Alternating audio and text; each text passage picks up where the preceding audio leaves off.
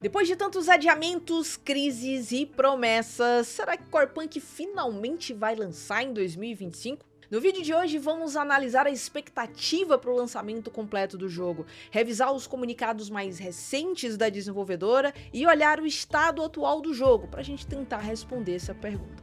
Aqui no Coreverso você sempre encontra opinião sincera de quem joga o jogo de verdade, então já se inscreve e ativa as notificações para não perder os próximos vídeos. Agora deixa sua aguinha do lado, fica confortável e vamos pro vídeo.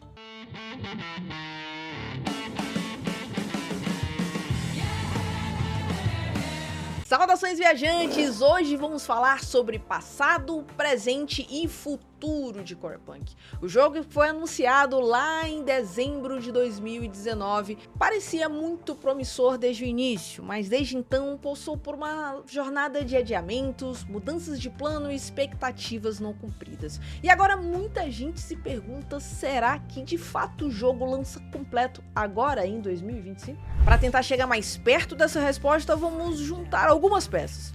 O que os devs têm dito, como o jogo está hoje e o que tudo isso revela sobre o tão esperado lançamento completo.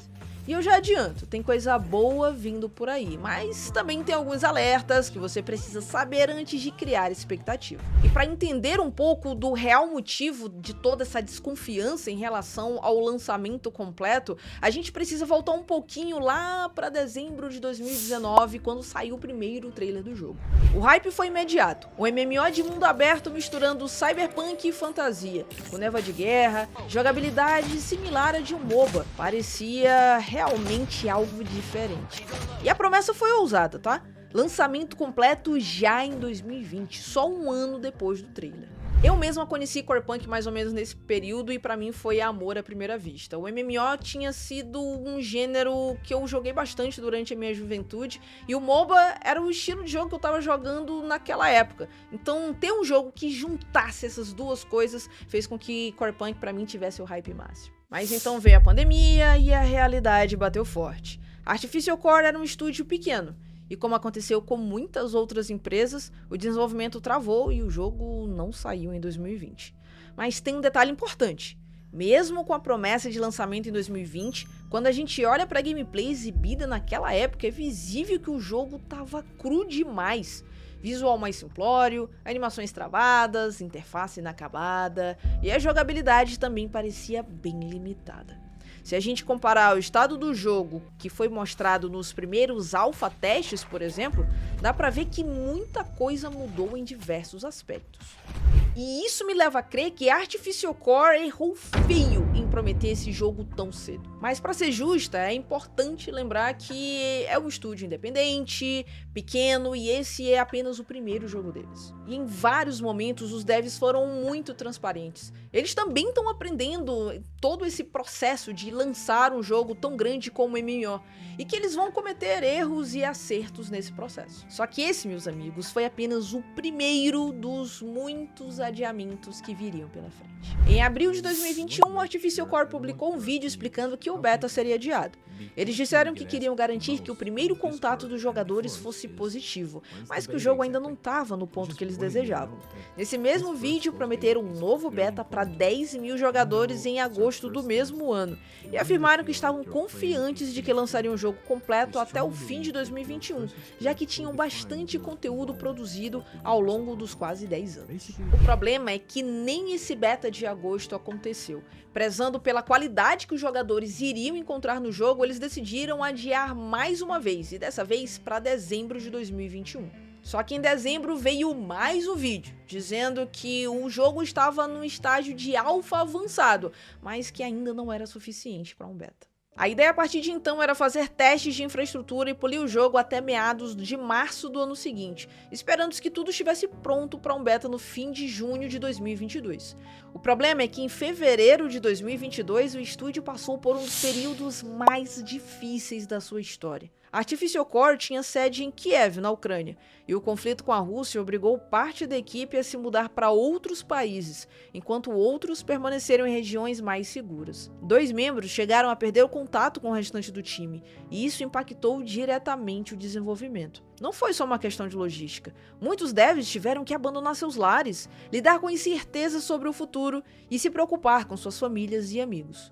O peso emocional deve ter sido imenso, e o trabalho no jogo praticamente parou. Esses 2 anos consolidaram essa desconfiança da comunidade. Primeiro com promessas não cumpridas, e depois com crises de grande escala completamente fora do controle da equipe que praticamente paralisaram o projeto. Depois de um bom tempo fora do radar, em 2023, novos vídeos de gameplay começaram a circular, e o jogo parecia ter passado por grandes mudanças visuais e estruturais.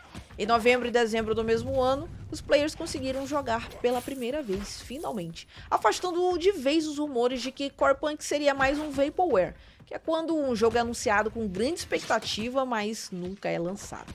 E eu consegui jogar esses testes em 2023, e a minha primeira impressão é que a ideia era muito boa, o jogo tinha muito potencial, mas estava incompleto. Fora os frequentes problemas técnicos, aquelas famosas e temidas telas de erro 0x403, 0x405, inúmeros travamentos, stutters e muito lag em algumas áreas mais específicas do mapa. Mas a dificuldade do jogo era bem desafiante, o jogo instigava, isso me fez acreditar que com o tempo e desenvolvimento daquele projeto tinha tudo para se tornar algo muito especial. E os testes de 2023 deixaram um gostinho do jogo para os fãs. Apesar de incompleto, muita gente queria continuar jogando.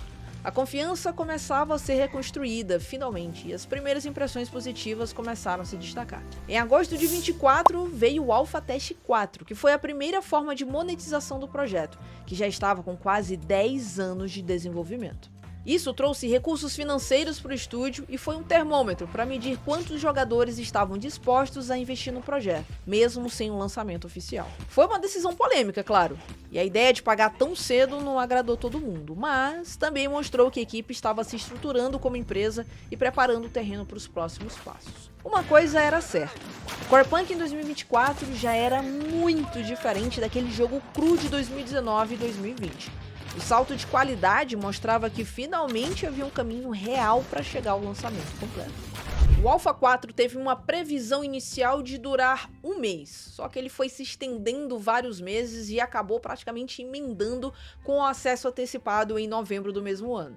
E todo esse tempo jogando e vendo o jogo evoluir me deu uma percepção melhor do que esperar da desenvolvedora. Afinal, não é só entregar um jogo bom que importa, mas como você lida com a comunidade e também com o seu próprio planejamento. E foi justamente esse um dos principais pontos que voltaram a abalar a confiança da comunidade. Como o Alpha 4 teria mais tempo, os devs trariam mais conteúdos. E o planejamento era ter um modo extração PVP, um novo bioma e dungeons PvE com afixos em cada um dos biomas, tudo isso antes mesmo do Early Access. Durante esse acesso antecipado, a expectativa era lançar os Battlegrounds, pelo menos 6 novas classes, incluindo os tão desejados magos, e o Bastion, que seria um modo de Tower Defense. E com tanto conteúdo novo para chegar, a comunidade se dividiu. Uma parte ficou muito hypada, imaginando que tudo aquilo seria incrível, e outra parte ficou mais desconfiada, se perguntando se a Artificial Core ia dar conta de tudo isso. E essa preocupação foi se intensificando ainda durante o Alpha 4, quando os devs relataram que estavam mais de 1 mês e meio atrasados para o conteúdo novo, e que muita coisa só viria de fato de 1 a 2 meses após o início do Early Access. A prioridade havia mudado e resolver problemas de estabilidade e fluidez no jogo estava no topo. Muitas pessoas viram isso como mais um capítulo na quebra da confiança com a Artificial Core, especialmente porque a comunicação deles era muito falha e haviam longos períodos sem notas oficiais do que estava acontecendo. Tá legal esse vídeo, né? Mas sabe o que também é muito legal? Poder comprar o Corepunk utilizando o Pix, sem pagar a taxa de câmbio e nem imposto por transação internacional. E você pode fazer isso através do meu link de afiliado com a Cursed Diamonds, a plataforma brasileira que é parceira oficial do Corepunk. O link vai estar na descrição. Olhando os dois lados da moeda, a gente pode ver de um lado o Artificial Core muito preocupada com os jogadores tendo uma experiência positiva com seu jogo, sem ficar todo o tempo sendo desconectados ou sofrendo com lags e travamentos, só que de outro tinha uma grande quebra de expectativa da comunidade. Na chegada do acesso antecipado, mais promessas. Numa atualização de roadmap do Early Access, a ideia era ter o modo extração como prioridade, seguido dos Battlegrounds, a classe de Defender e as Dungeons PvE. Praticamente tudo isso chegou, com exceção das Dungeons PvE, mas com um grande atraso em relação ao planejamento inicial. O modo extração só veio em abril, com o Defender vindo logo em seguida, e os Battlegrounds chegaram a menos de um mês. Se você parar para olhar apenas sobre o planejamento divulgado, parece que o jogo caminhou muito pouco, mas ao longo do Early Access foram feitas muitas mudanças que alteraram completamente a experiência do jogador. Mapa do mundo interativo, novo sistema de missões, mercado, banco compartilhado, sistema de talentos de armas e artefatos, mapa de criação, arenas para chefes de mundo, além de melhorias de desempenho e estabilidade de conexão. A verdade é que Corepunk hoje é um jogo completamente diferente do jogo que você viu no início do acesso antecipado. Várias melhorias de qualidade de vida deixaram o jogo melhor e mais dinâmico, muito mais agradável de ser jogado. E com todas essas mudanças, o planejamento para o restante do Early Access também mudou. Num comunicado em julho, a empresa compartilhou seus planos para um futuro próximo. O objetivo é lançar arenas, battlegrounds, fazer o rework na área do depósito ferroviário, onde deve ser a nova dungeon do game, a Depot Zone, que terá chaves, afixos, modo competitivo, novos mobs e desafios. A expectativa é que todo esse conteúdo chegue até setembro, que é quando o foco vai se voltar para o lançamento de novas classes, guildas e eventos no mundo aberto. De todos esses conteúdos esperados até setembro, apenas as arenas PvE e a Depot Zone ainda não foram lançadas, e a gente espera que eles consigam entregar dentro do prazo. Ainda nesse comunicado, eles tocaram num tópico bem importante: as expectativas por esse conteúdo e pelo lançamento. Disseram que eles têm dificuldades em fornecer estimativas, mas que não planejam adiar o jogo para 2026. A equipe está empenhada e trabalhando para cumprir esse que é o prazo talvez mais importante da história de Corepunk até aqui. E que a decisão final sobre o lançamento vai ser determinada pela qualidade do jogo e pela riqueza de conteúdo. Ou seja, existe um otimismo que o lançamento realmente vai acontecer ainda em 2025, mas nem a própria desenvolvedora consegue bater o martelo e já definir que fica assim para esse ano. E por mais que haja gente que fique chateada caso o jogo realmente só venha para 2026, na minha visão é muito melhor para o jogador o jogo ele realmente tá completo e com muita qualidade do que você só lançar dentro do prazo, mas o jogo tá meia boca. Afinal, a gente já viu essa história antes, né? De vários jogos que foram lançados meio que de qualquer jeito, com um monte de bugs críticos, um monte de problemas, e que foram duramente criticados e abandonados pouco tempo depois pela comunidade. E eu quero saber de você aí que tá vendo esse vídeo, o que você acha sobre isso, se você concorda comigo ou não, deixa aí nos comentários pra gente trocar uma ideia a respeito, beleza? Sendo muito honesta, com mais uma dungeon e sistema base de guilda, o jogo já estaria pronto para lançar, na minha visão. Ter mais classes seria incrível para ter uma variedade maior em estilo de gameplay, mas eu não coloco isso como obrigatório para determinar se o jogo lança ou não lança esse ano. O estado do jogo hoje oferece centenas de horas de gameplay tranquilamente.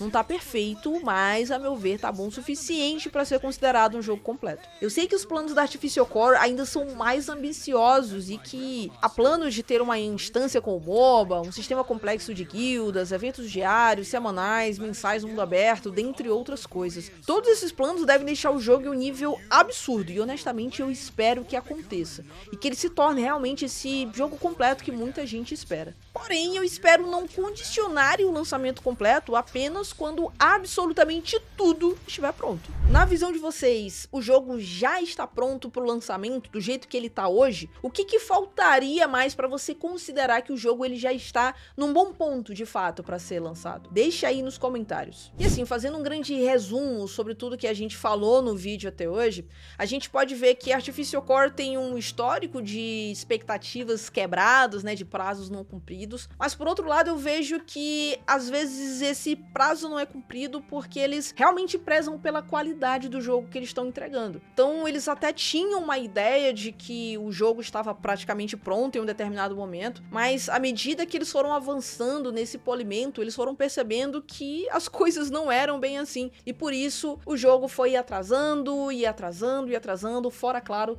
todas as crises de grande escala que estiveram fora de qualquer controle da equipe. E a gente consegue observar isso até mesmo atualmente, quando eles lançam patches com grandes atualizações. Às vezes eles demoram para lançar porque eles entendem que nos testes internos o conteúdo ele não tá bom o suficiente para vir para os servidores live.